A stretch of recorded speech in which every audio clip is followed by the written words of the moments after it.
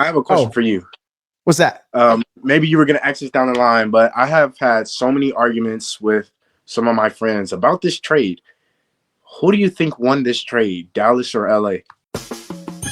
Is there anything better than a trip getting ready? Nope. For a long journey where our podcast released a new appy, searching for a fade fiending, new fixation. Giving this a subscribe is the same sensation. Started with the day ones, they gave us fuel to support the season. Could have been anywhere in the world, but you're here for a reason. Notification bells, tap some friends, all to let you know. Check your Bluetooth, connect, talking with Donato. Welcome in, everyone. Season 2, episode 73. Luka leave or Luka stay?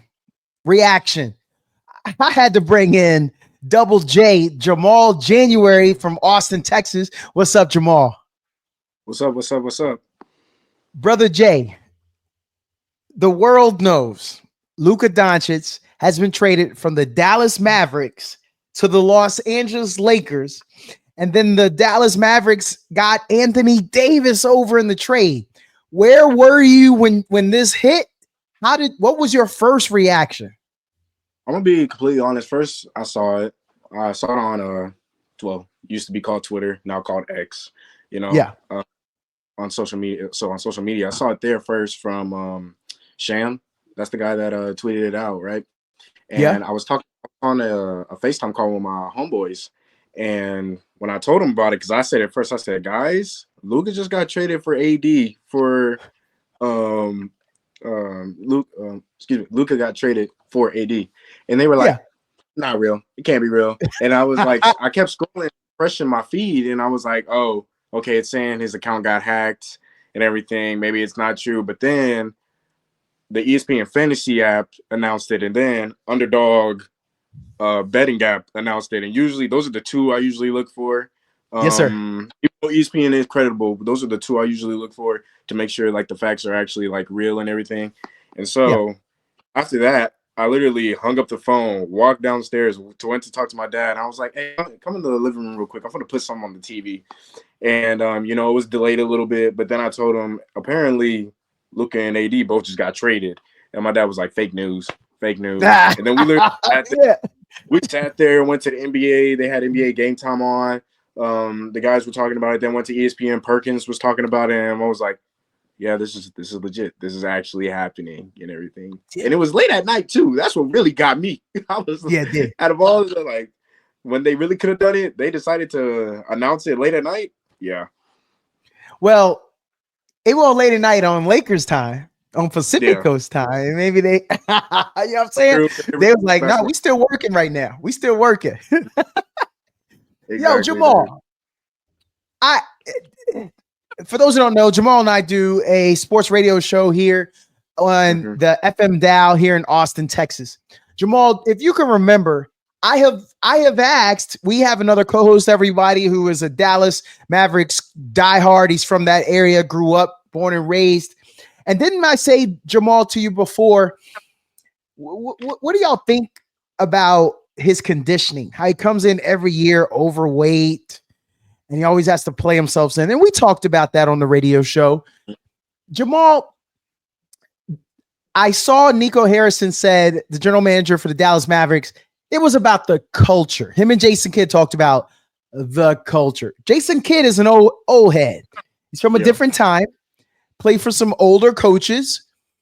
Nico's younger, but he's general manager, and he's going to ride with Hall of Famer Jason Kidd. What do you think about the culture? Where does that hit you when I say that word? It's hard because I feel like if you bring in the cultural aspect of it, yes, you're bringing in a player, Luka, from overseas and everything, but the guy has been playing so well that Dallas Mavericks basketball culture right now is Luka Dončić. Well, not anymore, but literally, like, when I was talking to my friends about it, we were all saying, if this is true, there's got to be more to it. Like, the city of Dallas must be going with Luka. Like, there's no way that it's just like, oh, the trade is just Luka for AD and some other players. Like, it just doesn't feel right for everything that Luka has done for that city of Dallas and for that culture, It just, because we've seen Dallas, like, being pretty bad before Luka got there. And I don't know, I'll ask you, though. Yeah. I'll ask you though. We've seen Luka on the court. He gets hot. That dude fizzes up real quick. He takes it out on the refs. He takes it out on other players. Like you could see him like screaming, like, so he's an amped dude. We kind of see that. Let's say short-tempered. What if they was pressing him, yo? What if they was pressing him getting through these injuries? Like he just got off the calf. This is his second stint on the injury list for the year. What if they was pressing him, yo?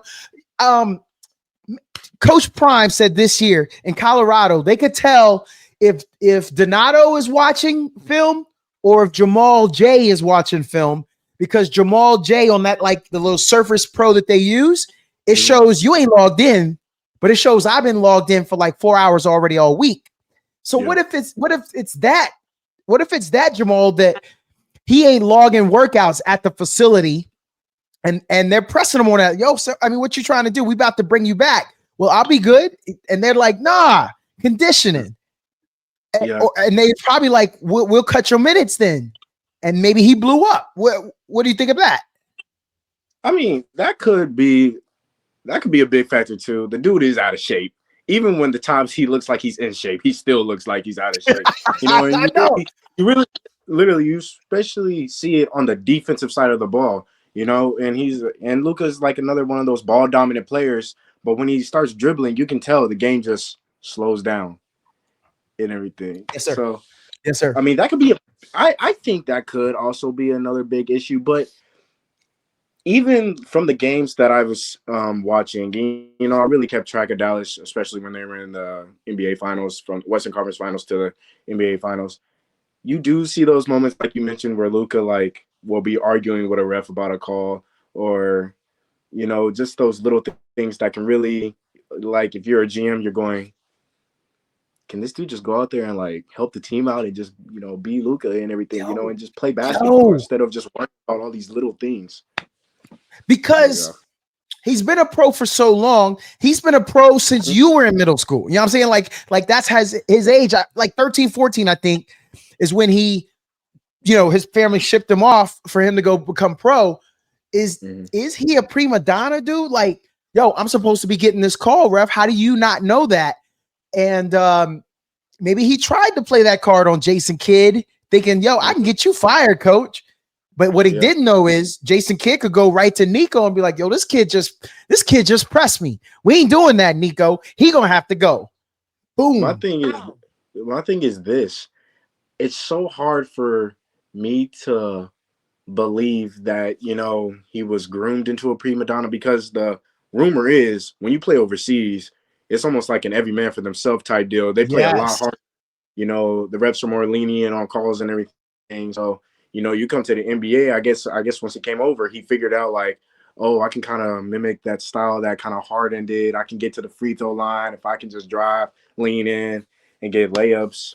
And then I think that's really when he kind of turned into that whole prima donna, because I didn't really see it from his rookie year.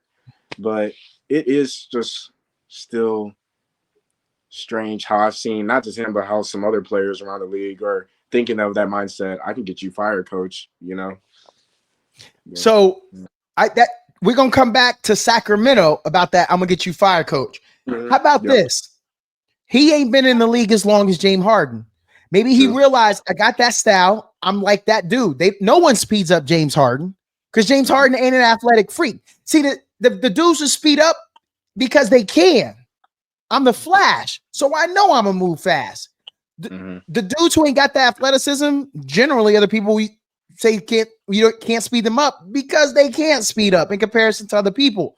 So maybe if you think back, when the NBA said we're not going to send James Harden to the line 20 times a game, about 2 times a week anymore, when that ended, technically it ended for everybody, to include Luka. And I can't say the timeline. I have to go back and look at the stats. But if his first 2 years in the league, he got that, and then these last 3 or 4, he ain't got that. Again, maybe it was his expectations. Like, yo, I used to get this. Like, how am I not getting this call? And so maybe those things are or correlated. They could be. Yeah. Okay. But I have a question for you. What's that? Maybe you were gonna access down the line, but I have had so many arguments with some of my friends about this trade. Who do you think won this trade, Dallas or LA? LA. What? Really? Okay. Yeah. So me Yeah. personally, I think Okay. Dallas. Tell me why. Tell me why. So, when we've talked off air on our radio show in Austin, I've always mentioned the Lakers need a big man, right? And Yeah. just they do have big man, but they're not as dominant as I want to see out of the big man that they've had. And AD is a true four. He even admits it himself, right? Even though like he admits it himself. I see you making he admits it himself that he's a true four. He does. Yeah, which I guess he just doesn't like playing the five. And then I guess when he plays the five, we see him get injured. So now that he's at Dallas, now that we can see, Gafford step up and be a five, we can see I almost said likely like the Ravens. Lively, excuse me. Yeah. Lively can step up and be a five, and then they can move AD to the four to where he can play that true position and get those true buckets and maybe play a little more outside on the wing and not in the paint as much, And okay. But yeah, that's why I think Dallas won the trade. I can't bash the Lakers yet. I want to see. No, that was the reason I thought LA won it, because I was curious about his health. Mm-hmm. So you're saying by playing power forward, by playing the four, he could stay healthier.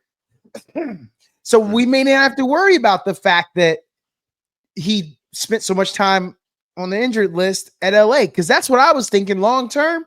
Man, you ain't getting no full season out of AD. But if there's an organization, to your point, that's willing to put him in where he feels natural, okay. So maybe you will change my opinion there. Mm-hmm. I want to go back to why I thought it would be a good fit for. This is a bigger Kyrie, I thought. Mm-hmm. And LeBron's been looking for Kyrie since he lost Kyrie. Yeah, he won it with AD. That was AD prime. This is 31-year-old AD, but that was AD under the age of 30. But this is a big shot maker. This is a person that you've got to draw attention to, that you can't put someone small on, so maybe you're going to have to run somebody else at, who can move without the ball and then gets the ball and then has good court vision. I don't think we've ever had a distributor on the team like this. Is this the Scottie Pippen to Jordan? I don't know, man. They're both. I just see, because you're talking about Luka, right? Yes, sir. Because Scottie was a point forward. That's true, but Luka and LeBron are both ball dominant dudes. And then wait. Is LeBron at this stage though? Didn't we talk on the radio show how Austin Reeves gets shine, and then AD did get about 17, 18 shots. True, but once they start losing games and when that point difference starts to expand, you start to see LeBron like, okay, I got to go in takeover mode and everything, It's just like another thing too, like I mentioned earlier, Luka's defensive game is just sorry to me. We all know that. Literally, it's them European boys. Exactly. Like, I get it. You can get the ball in the hoop, but can you stop the other team from getting the ball in the hoop, So okay. His weight has ballooned up to 260 pounds this season.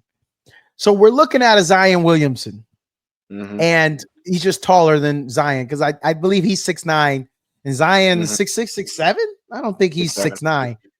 So that was the straw that broke the camel's back. I got Zion on my fantasy league, and I wish I wouldn't have drafted him, but I got him.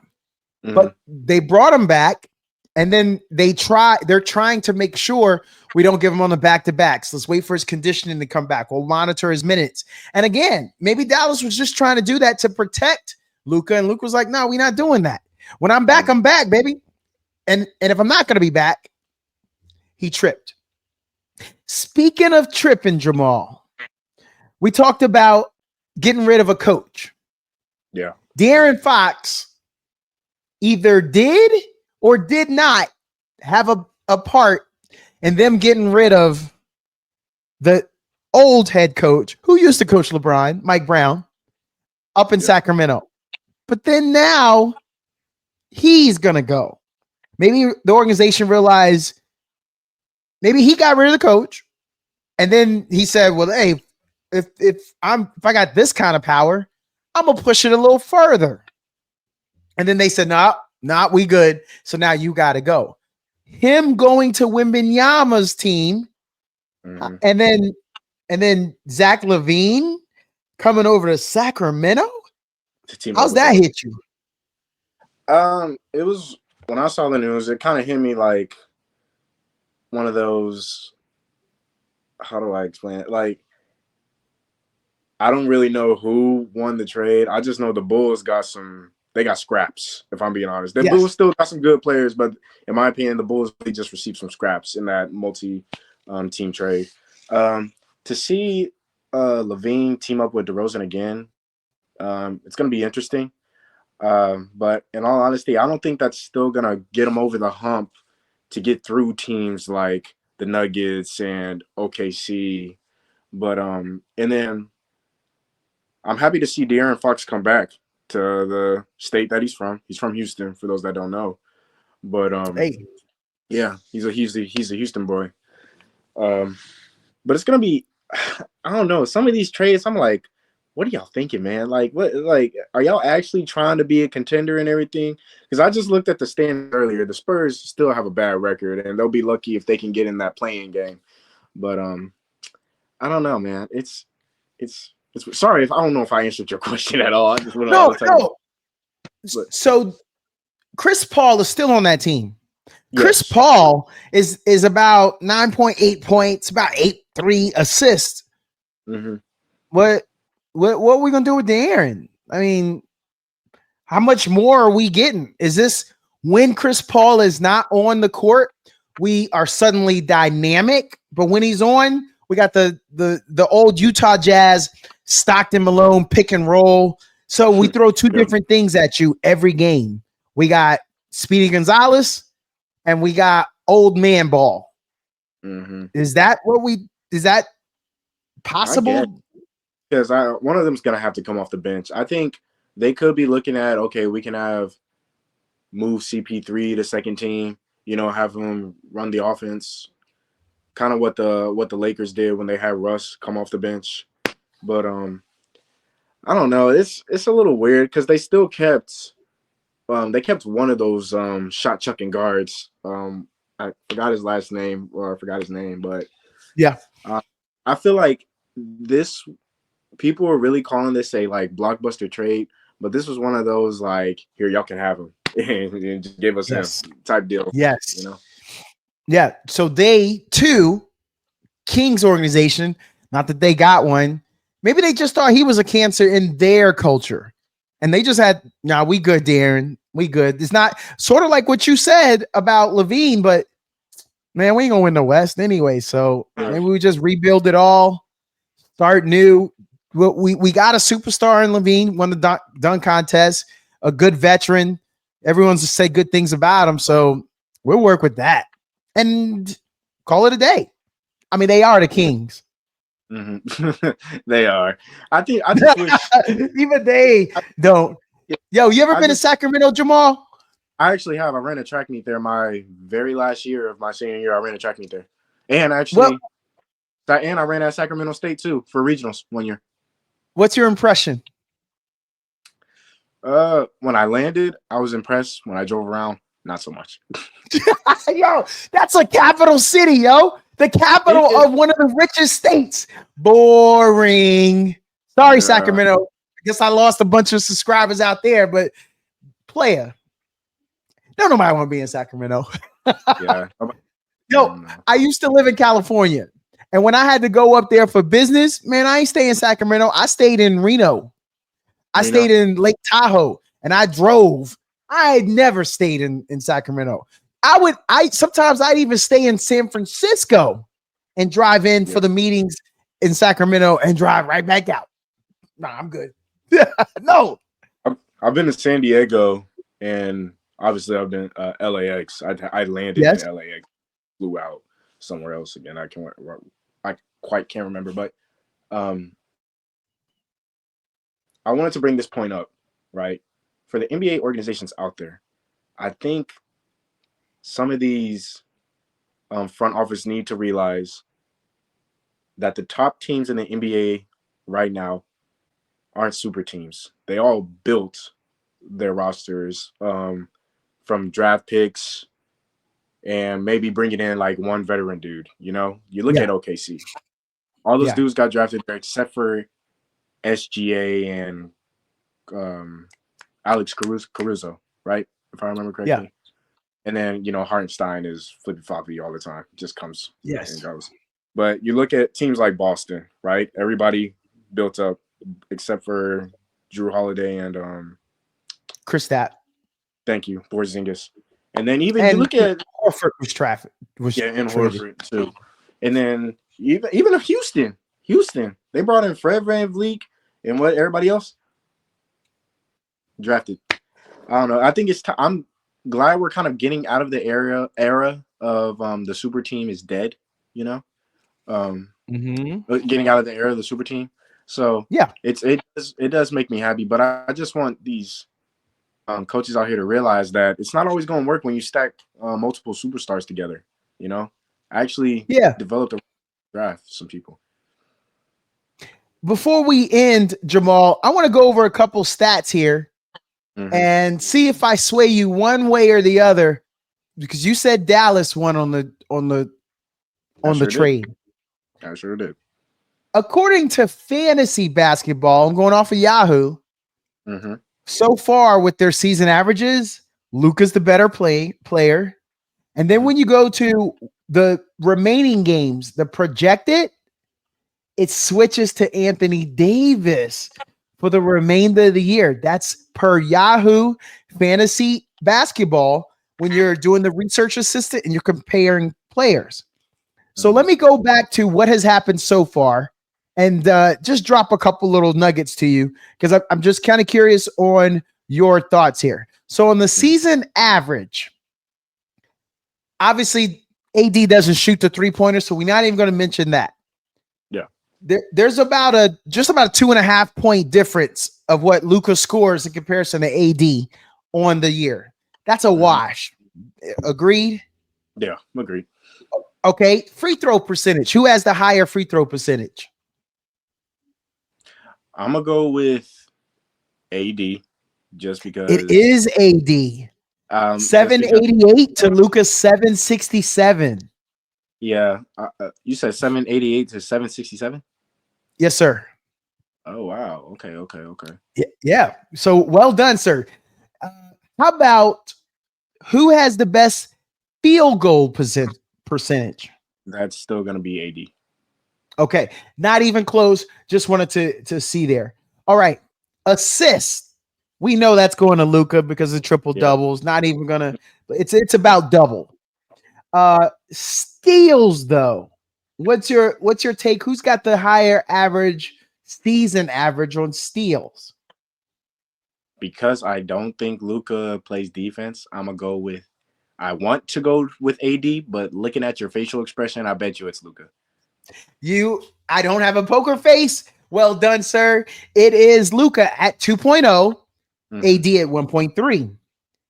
Blocks, we already know AD is the eraser, and they need him that. And then we know turnovers will be Luka because of how much he handles the ball.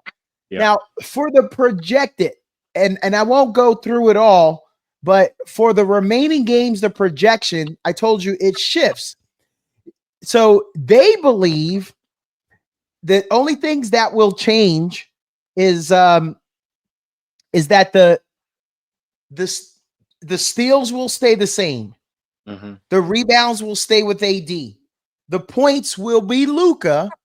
The free throw percentage, they think it's just going to be a wider gap that AD will increase. He'll go up to 80%.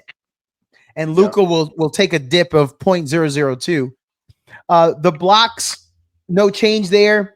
And then the turnovers, no change there.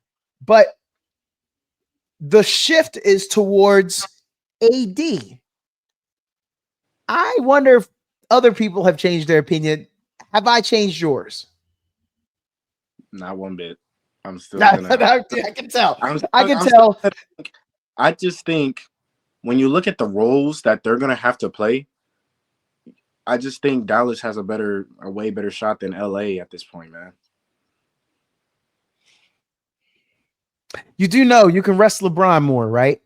Because it's Luka's team, and now we got a healthy, spry LeBron. Is it Luka's team though? I still think this is still LeBron's team. Well. Yes, I believe it's LeBron's team. I apologize. Mm-hmm. When Luka's on the floor, it's Luka's team. That's actually what I meant. So LeBron could take some extended breaks. Like get away with maybe have a game where he only plays 25 minutes.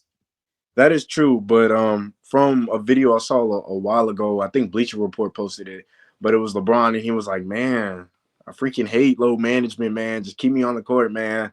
And so I wonder if I don't know if he's going to be battling with the coaches about his playing time now with Luka being there, but I don't know, man. Just I look at the whole roster. I look at the roster as a whole, right? You have LeBron really he can play the 1 through the 4, but at this stage of his career, he can really play the 1 to the 3, in all honesty, if he really wanted to. It can be argued, but LeBron right now really is what every point guard is doing in the league, you know? So, and I think when you bring a guy like Luka over, it's, like I said before, it's just another ball-dominant guy, a guy that likes to dribble, a guy that likes to create his own shot, a guy that would take literally 10 seconds to put that ball in the hoop, you know? Let me ask you one last question about what you just asked, about what you just mentioned. Wasn't that what everyone was saying about him and Kyrie? And it worked. They got to the finals. So who changed? Did Kyrie change? Did Luka change? How did that work? I think that be completely honest, that finals run, obviously, you know, Luka was doing what he was doing. Luka was proven the best player on that team, but they would not have gone on that finals run if it wasn't for the bigs they had, the bigs on that team as well. Because I remember hearing Travis talk about it too. Like, he likes the way that Gafford is stepping up, especially Derek Lively, and everything. But I don't know, man. Now that we get to see, I'm telling you, now that we have AD at the 4, he's no longer going to be Anthony Day Davis. He's just going to be Anthony Davis at this point. And I'm excited to see what Dallas can do. And yeah. So is this Kyrie's team now, or is it Anthony Davis's team? I think in order for Dallas to have successful, them players need to realize that it's Jason Kidd's team, and they all just need to play their role. That's really all they need to do. If everybody just plays their role, I'm gonna say this, okay? Obviously, the leading point scorer on the team, it could be AD, it could be Kyrie. But if everyone literally just does their job, they can really be a really successful team. Like, look at I can't believe I'm saying this, but look at the Kings, right? Everyone over there does their role, and I know there's some games they lose, but 2 years ago, everybody was playing their role. Fox was facilitating. Monk was getting the ball in the hoop. Keegan Murray getting the ball in the hoop, sometimes going in the corner, spot up 3. Sabonis, just a beast in the paint. Like, if everyone can just do their role and just listen to what your coaches have to say and don't let them egos get to you, they can all be champions, man. That's really all it takes. But that's not the era of basketball we live in anymore. Anymore. Yeah. Nobody wants to play the role, and everyone wants that Sports Center highlight, that TikTok reel. Oh, everyone that jaw dropping play. Mm-hmm. Jamal, I was shocked. I still am shocked. and I just can't wait for the All-Star break to be over so we can see them together. As of today, that there's an injury status still on AD, injury status still on Kyrie. I think you muscle through this week, take the All-Star break, get a bunch of practices under you, don't rush it. Yeah. And then we're not going to see this until the opposite, the other end of the All-Star break. What do you think? Too. Yeah, I agree. I think AD, they need to find a replacement for AD in the All-Star break. Did Luka make the All-Star? I don't think he did, right? He's only played 22 games. I don't. Yeah, he might not have been eligible. Yeah. I'm not sure. Yeah, I'm not sure. So. Hey, thanks for jumping in with us today, everybody. Jamal January from Austin, Texas. Hey, what's some socials? How can some people follow you, Jamal? There's some people that are interested now. Follow me on Instagram at Jamology _. Literally Jamology. So JMALOGY, like it's a subject, Jamology, and then _. It's the study of Jamal, literally. I love it. Yo, yeah. Thanks again, Jamal. Have a good night. Thank you so much. Stay blessed.